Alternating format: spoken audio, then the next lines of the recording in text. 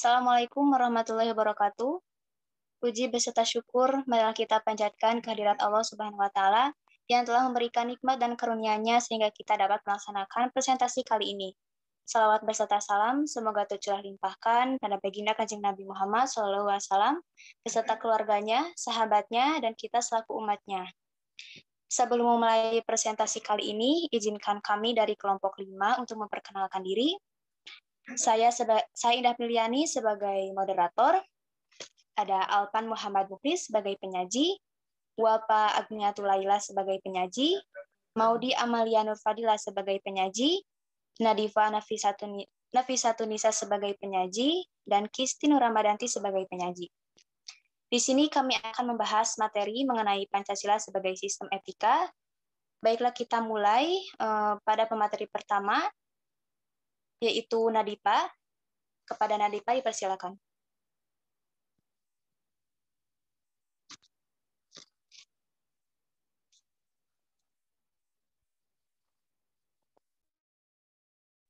Baik, terima kasih kepada moderator yang telah mempersilahkan saya untuk menyampaikan materinya. Nah, yang pertama adalah hubungan nilai, norma, dan moral. Lesay tahun 1999 halaman 23 menjelaskan bahwa paling tidak ada 6 pengertian nilai dalam penggunaan secara umum, yaitu sebagai berikut. 1. Sesuatu yang fundamental yang dicari orang sepanjang hidupnya. 2. Sesuatu atau tindakan yang berharga, kebaikan, makna, pemenuhan karakter untuk kehidupan seseorang. 3. Suatu kualitas atau tindakan sebagian membentuk identitas seseorang sebagai pengevaluasian diri, penginterpretasian diri, dan pembentukan diri. 4. Kriteria fundamental bagi seseorang untuk memilih suatu yang baik di antara berbagai kemungkinan tindakan. 5. Suatu standar yang fundamental yang dipegang oleh seseorang ketika bertingkah laku bagi dirinya dan orang lain. Dan terakhir, sesuatu objek nilai, suatu hubungan yang tepat dengan sesuatu yang sekaligus membentuk hidup yang berharga dengan identitas kepribadian seseorang. Objek nilai mencangkup karya seni, teori ilmiah, teknologi, objek yang disucikan, budaya, tradisi, lembaga. Objek nilai mencangkup karya seni, teori ilmiah, teknologi, objek yang disucikan, budaya, tradisi, lembaga, orang lain, dan alam itu sendiri. Boleh, next slide.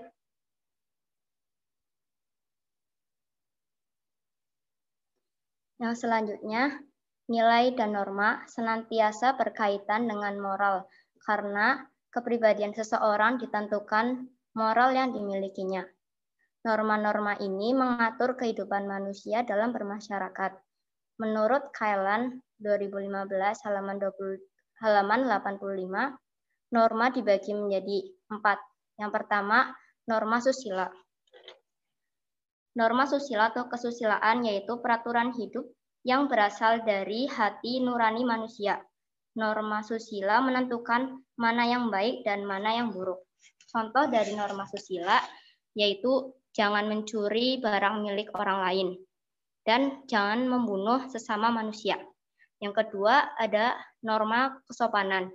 Norma kesopanan yaitu ketentuan hidup yang berasal dari pergaulan dalam masyarakat. Dasar dari norma kesopanan adalah kepantasan, kebiasaan, dan kepatutan yang berlaku dalam masyarakat. Contoh dari norma kesopanan yaitu yang pertama, generasi yang lebih muda harus menghormati yang lebih tua usianya. Yang kedua, berangkat ke sekolah harus berpamitan dengan orang tua terlebih dahulu. Yang ketiga ada norma agama. Norma agama yaitu ketentuan hidup yang berasal dari Tuhan Yang Maha Esa yang isinya berupa larangan, perintah-perintah, dan ajaran. Contoh dari norma agama antara lain yaitu tidak boleh membunuh sesama manusia, tidak boleh mencuri harta orang lain, dan hormatilah orang tua. Yang terakhir ada norma hukum. Norma hukum yaitu ketentuan yang dibuat oleh pejabat yang berwenang yang mempunyai sifat memaksa untuk melindungi kepentingan manusia dalam pergaulan hidup di masyarakat dan mengatur tata tertib kehidupan bermasyarakat. Contohnya yaitu pasal 362 KUHP yang menyatakan bahwa barang siapa mengambil sesuatu barang yang seluruhnya atau sebagian milik orang lain dan maksud untuk dimiliki secara melawan hukum diancam karena pencurian dengan pidana penjara paling lama 5 tahun atau denda paling banyak Rp60. Demikian yang dapat saya sampaikan. Saya kembalikan kepada moderator. Baik, terima kasih kepada Nadifa yang telah menyajikan materinya. Selanjutnya, materi akan disampaikan oleh Alvan. Kepada Alvan, saya persilakan.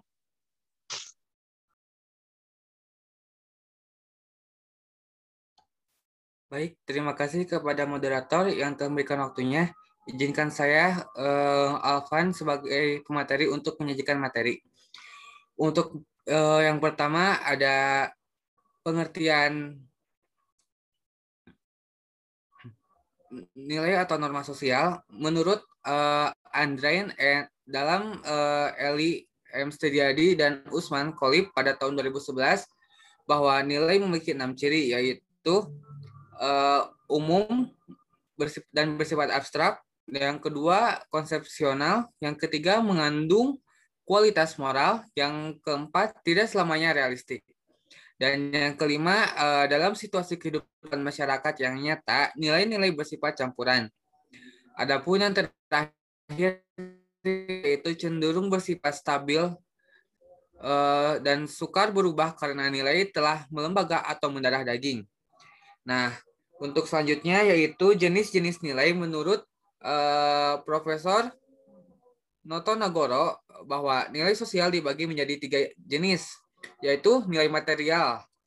Bahwa nilai material merupakan segala sesuatu yang dimanfaatkan untuk memenuhi atau kebutuhan fisik manusia atau yang berguna bagi jasmani manusia. Nah, yang kedua ada nilai vital, di mana nilai vital ini yaitu segala sesuatu yang berguna bagi manusia agar dapat melakukan aktivitas atau kegiatan dalam hidupnya. Yang ketiga ada nilai rohani, bahwa nilai rohani yaitu segala sesuatu yang berguna bagi pemenuhan kebutuhan rohani. Nilai rohani meliputi 4 nilai, yaitu ada nilai kebenaran atau nilai empiris yang bersumber pada rasio atau akal manusia. Yang kedua ada nilai keindahan yang bersumber pada unsur perasaan. Yang ketiga ada nilai moral, bahwa nilai moral bersumber pada unsur kehendak atau terutama pada tingkah laku manusia. Yang terakhir ada nilai religius yang bersumber pada kitab suci.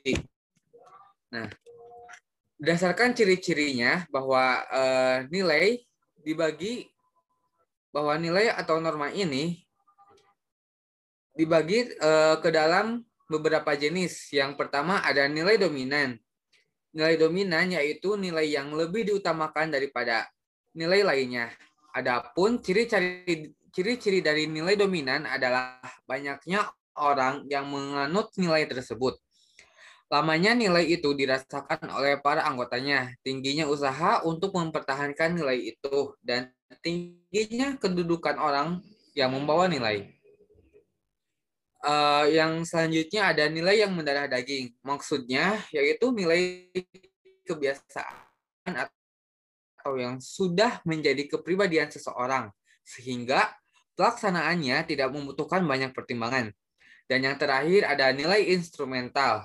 Nilai instrumental merupakan nilai yang bersifat dinamis, sehingga sangat fleksibel dan tidak kaku terhadap adanya hukum. Nilai tersebut biasanya terdapat dalam kelompok primer yang anggotanya saling memiliki rasa empati seperti dalam keluarga. Nah, nilai-nilai sosial berdasarkan fungsinya dapat dikelompokkan sebagai berikut. Ada nilai integratif, yaitu nilai yang akan memberikan tuntutan atau untuk mengarahkan seseorang ataupun untuk kelompok dalam usaha mencapai nilai cita-cita tersebut. Yang kedua ada nilai disintegratif, bahwa nilai tersebut yaitu hanya berlaku untuk sekelompok orang di wilayah tertentu. Jadi sifat nilai disintegratif ini bersifat lokal dan sangat etnosentrisme. Bisa di next.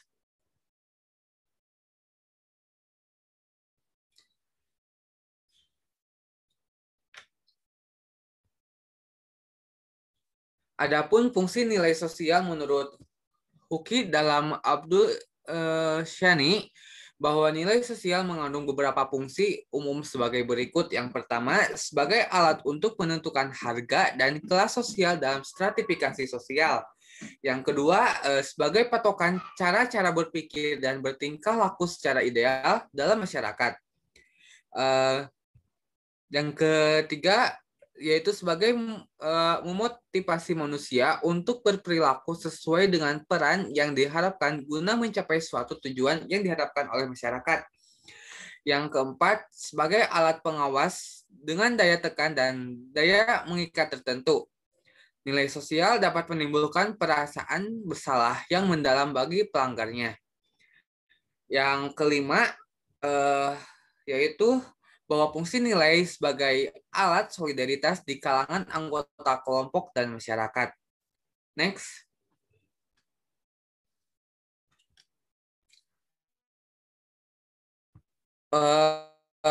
Selanjutnya kita masuk ke dalam bahasan mengenai norma sosial. Nah, adapun norma sosial berdasarkan sanksinya, yaitu norma agama. Norma agama memiliki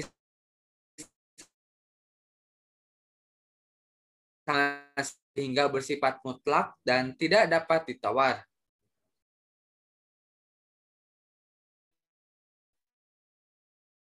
Pada pola perilaku sebagai hasil interaksi sosial dalam kehidupan bermasyarakat. Juga ada norma kesusilaan, yaitu peraturan sosial yang berasal dari hati nurani yang menghasilkan akhlak.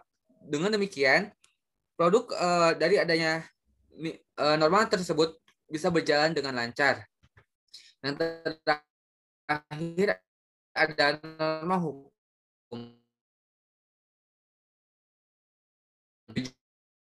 Tujuannya untuk mencapai kehidupan sosial yang tertib, aman, dan damai. Berdasarkan daya ikatnya, norma-norma dibagi dalam beberapa sebagai berikut. Yang pertama ada cara atau usage, yaitu suatu bentuk perilaku dalam pergaulan sehari-hari di dalam kehidupan bermasyarakat. Pelanggarnya atau pelanggaran terhadap norma ini yaitu hanya akan. Yang kedua ada norma kebiasaan. Perbuatan yang selalu diulang-ulang yang dilakukan secara sadar dan mempunyai tujuan yang sangat. Sekumpulan perbuatan mengenai anjuran dan larangan dalam kehidupan bermasyarakat. Yang keempat ada norma adat istiadat terintegrasi secara kuat dengan pola-pola perilaku masyarakat. Dan yang terakhir ada norma hukum. Norma hukum merupakan sekumpulan aturan tertulis dalam masyarakat yang berisi ketentuan-ketentuan atau perintah dan bahkan larangan agar terciptanya suatu keteraturan dalam kehidupan bermasyarakat dan bernegara. Selanjutnya, saya kembalikan kepada moderator. Baik, terima kasih kepada Alvan yang telah memaparkan materinya. Di sini saya akan melanjutkan membahas materi mengenai fungsi norma sosial. Fungsi norma sosial diantaranya yang pertama sebagai alat untuk menertibkan dan menstabilkan kehidupan sosial. Yang kedua sebagai pedoman atau petunjuk arah bagi tingkah laku dalam hidup. Yang ketiga bermasyarakat sebagai sistem kontrol dalam masyarakat. Next.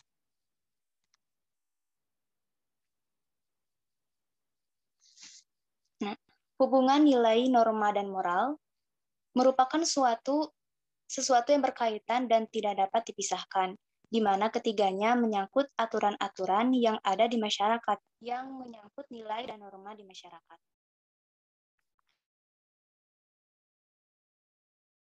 Dan oleh Kisti, kepada Kisti, saya persilakan. Terima kasih kepada moderator telah memberikan saya waktu. Saya akan menjelaskan tentang etika politik Indonesia. Pengertian etika. Etika berasal dari bahasa Yunani yaitu ethos, tempat tinggal, kebiasaan, adat, akhlak, watak, perasaan, sikap, dan cara belajar. Menurut Kamus Besar Bahasa Indonesia, etika adalah ilmu tentang apa yang baik dan apa yang buruk dan tentang hak dan kewajiban moral. Etika adalah filsafat atau pemikiran kritis dan mendasar tentang ajaran-ajaran dan pandangan-pandangan moral. Aliran etika yang dikenal dalam bidang filsafat meliputi etika keutamaan, etika teologis, etika deontologis. Pengertian politik. Menurut Aristoteles, Agustino 2006, halaman 34-35, ada beberapa hal penting untuk dapat mendefinisikan apa itu politik. Yang pertama, politik membahas tentang negara yang dalam konteks yang dikenal dengan polis. Yang kedua, politik akan bersinggungan dengan kekuasaan. Yang ketiga, politik membahas tentang keberadaan warga negara sebagai entitas penting dalam kehidupan bernegara. Politik merupakan suatu peristiwa, kegiatan, atau proses yang melibatkan pemerintah dan masyarakat dalam suatu negara dalam membuat kebijakan, keputusan, atau mendistribusikan nilai, berupa barang dan jasa untuk mewujudkan kesejahteraan dan kelangsungan hidup masyarakat, bangsa, dan negara. Terima kasih, saya kembalikan kepada moderator. Baik, terima kasih kepada Kisti yang telah memaparkan materinya. Selanjutnya materi akan disampaikan oleh Maudi. Kepada Maudi, saya persilakan. Terima kasih kepada moderator yang telah memberikan kesempatan. Saya Maudi Amal Fadilah akan menyampaikan materi mengenai etika politik. Etika politik berkaitan erat dengan bidang pembahasan moral. Hal itu berdasarkan kenyataan bahwa pengertian moral senantiasa menuju kepada manusia sebagai subjek etika. Walaupun dalam hubungannya dengan masyarakat, bangsa maupun negara, etika politik tetap meletakkan dasar fundamental manusia sebagai manusia. Etika dibagi ke dalam dua kelompok, yaitu etika umum dan etika khusus. Etika umum mempertanyakan prinsip-prinsip tersebut dalam hubungannya dengan kewajiban manusia dalam berbagai lingkup kehidupannya. Etika khusus membahas norma-norma yang seharusnya menentukan sikap dan tindakan dalam hubungan antar manusia. Etika politik mempertanyakan tanggung jawab dan kewajiban manusia sebagai manusia dan bukan hanya sebagai warga negara terhadap negara. Urgensi Pancasila sebagai sistem etika terkait dengan problem yang dihadapi bangsa Indonesia adalah sebagai berikut. Pertama, banyaknya kasus korupsi yang melanda negara Indonesia sehingga dapat melemahkan sendi-sendi kehidupan berbangsa dan bernegara. Kedua, masih terjadinya aksi terorisme yang mengatasnamakan agama sehingga dapat merusak semangat dan toleransi dalam kehidupan antar umat beragama. Ketiga, masih terjadinya pelanggaran hak asasi manusia dalam kehidupan bernegara. Keempat, kesenjangan antara kelompok masyarakat masih menandai kehidupan bangsa Indonesia. Kelima, ketidakadilan hukum yang masih mewarnai proses peradilan di Indonesia.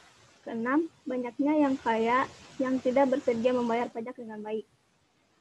Lalu, ada 5 alasan mengapa Pancasila sebagai sistem etika. Pertama, dekadensi moral yang melanda kehidupan masyarakat, terutama generasi muda, sehingga membahayakan kelangsungan hidup bernegara. Kedua, korupsi akan merajalela karena para penyelenggara negara tidak memiliki rambu-rambu normatif dalam menjalankan tugasnya.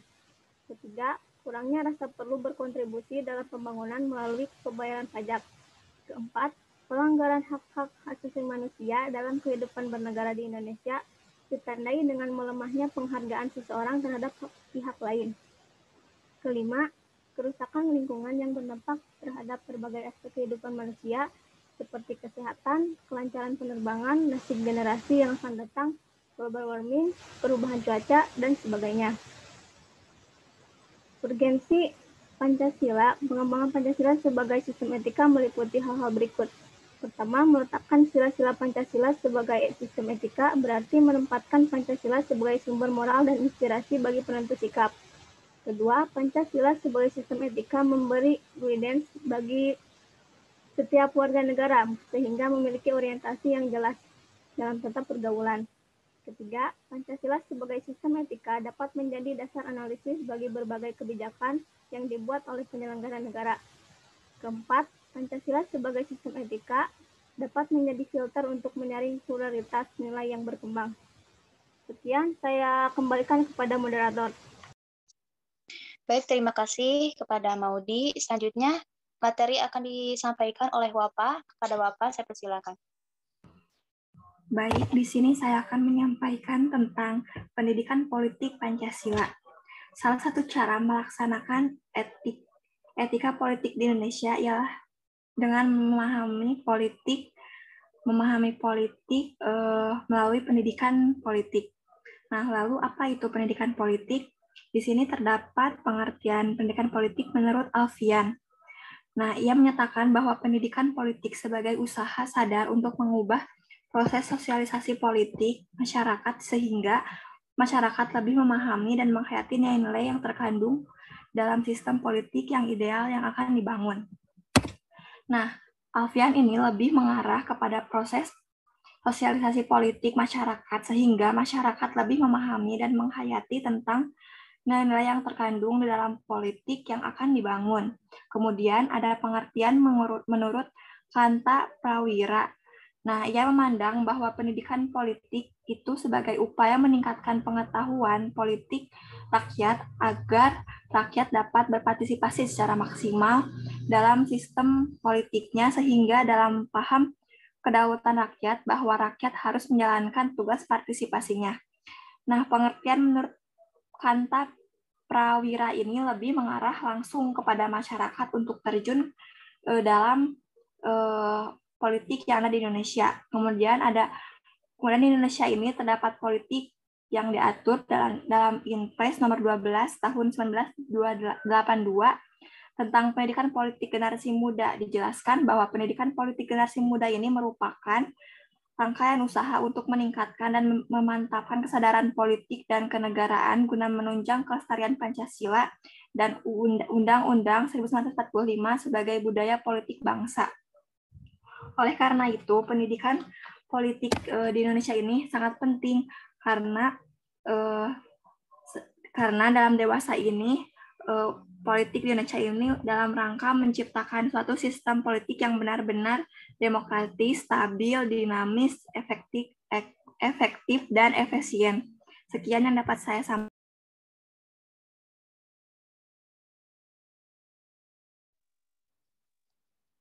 Terima kasih kepada Wafa yang telah memaparkan materinya. Baiklah, rangkaian presentasi kelompok kami dicukupkan sekian. Mohon maaf bila ada kesalahan atau kekurangan. Dan terima kasih atas perhatiannya. Wassalamualaikum warahmatullahi wabarakatuh.